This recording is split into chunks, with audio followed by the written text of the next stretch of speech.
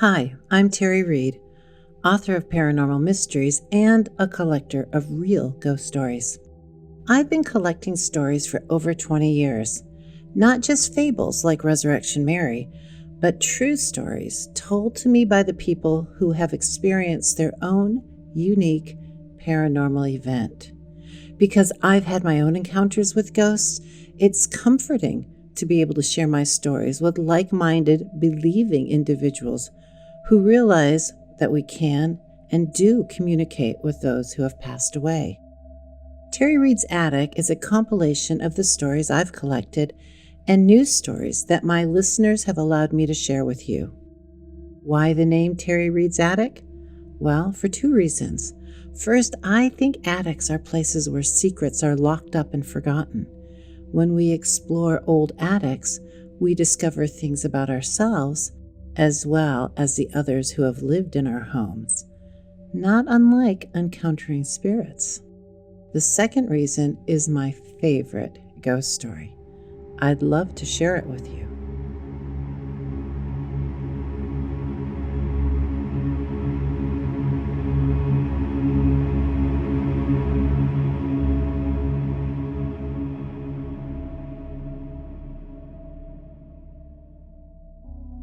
For years, I was invited to share my ghost stories at an annual Halloween event for the Stevenson County Historical Society.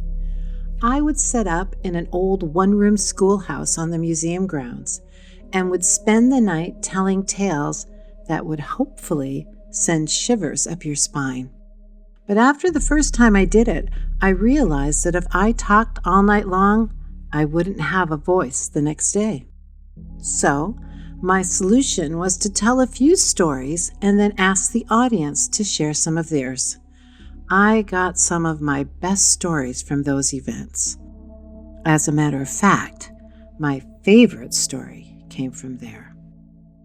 One night, a woman in her 60s stood up and explained that she had just returned from visiting her daughter, her son-in-law, and grandchildren in their home in Pennsylvania. She said they lived in an old house that was at least 200 years old. One night, after they had all finished eating dinner in the dining room, they moved to the adjacent living room to sit and visit. Her chair was positioned so the darkened dining room was to her side. As they visited, she saw a movement out of the corner of her eye. She turned to watch, and to her astonishment, a young boy dressed in old-fashioned clothing floated across the dining room and then vanished into the wall. She said the shock and surprise must have shown on her face because her 5-year-old grandson walked over to her, took her hand in his, and gave it a comforting pat, and then said, "Don't worry, Grandma. That's just the attic people."